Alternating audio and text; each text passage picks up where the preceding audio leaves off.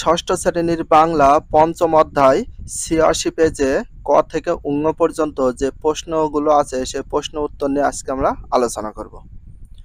তো ক নাম্বার প্রশ্ন বলেছে, আগে এ ধরনের আর কোনো গল্প পড়েছো? খ নাম্বার, সাত ভাই চম্পা গল্পে কি কি চরিত্র আছে? গ নাম্বার, এখানকার কোন কোন ঘটনা বাস্তবে হয় না? ঘ নাম্বার, এখানকার কোন কোন ঘটনা বাস্তবে ঘটতে পারে? ঙ নাম্বার, এই গল্প পড়ে আমরা কি বুঝলাম? ক থেকে ঙ পর্যন্ত প্রশ্নের উত্তরগুলো চলো দেখে আসি। ক নাম্বার, আগে এ ধরনের আর কোনো গল্প পড়েছো?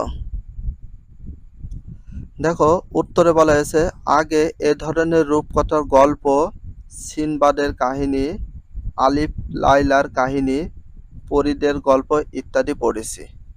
খ নাম্বার, সাত ভাই চম্পা গল্পে কি কি চরিত্র আছে?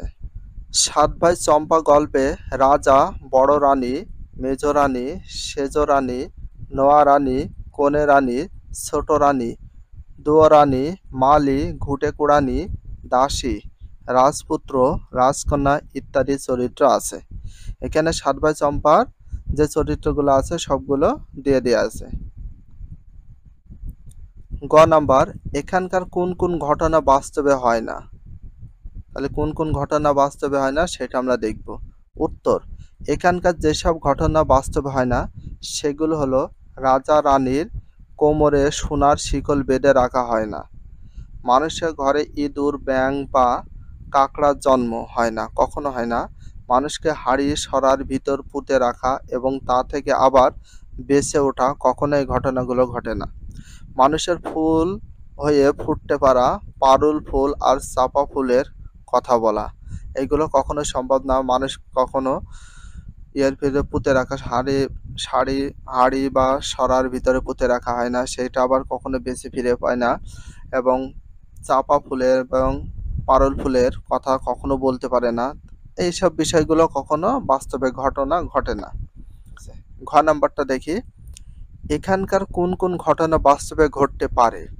উত্তর, এখানকার যেসব ঘটনা বাস্তবে ঘটতে পারে সেগুলো হলো, রাজার ছেলে মেয়ে না হওয়া, এটা হতে পারে, অনেক মানুষের ছেলে মেয়ে হয় না, মানুষ মানুষকে হিংসা করা, হ্যাঁ মানুষ মানুষকে অনেক হিংসা করে, রাজার মনে দুঃখ থাকা ইত্যাদি, হ্যাঁ যে কোনো মানুষের মনে দুঃখ থাকতে পারে, এইগুলো ঘটনা ঘটে। ঙ নাম্বার, এই গল্প পড়ে আমরা কি বুঝলাম? উত্তর, এই গল্প পড়ে আমরা বুঝলাম হিংসা করা ভালো নয়, হিংসা সবার অমঙ্গল ডেকে আনে। এই গল্পের মূল বিষয়বস্তু হিংসা কারোর সাথে করা যাবে না এবং হিংসা সবার অমঙ্গল ডেকে আনে। আশা করি উত্তরগুলো বুঝতে পেরেছো। ভিডিওটা যদি ভালো লাগে চ্যানেল হলে সাবস্ক্রাইব, পেজ হলে ফলো করে দিও, তার সাথে একটা লাইক এবং একটা কমেন্ট করে দিও। নেক্সট ভিডিও পাওয়ার জন্য অবশ্যই বেল আইকনটা অল করে রাখো, যাতে নিউ ভিডিও আপলোড দেওয়ার সাথে সাথে সর্বপ্রথম তোমাদের কাছে নোটিফিকেশনটা পৌঁছে যায়। If you love this video, please subscribe my channel, like, comment, share, hit the bell icon for getting next video. So everyone take care, love you, Allah Hafiz, bye bye.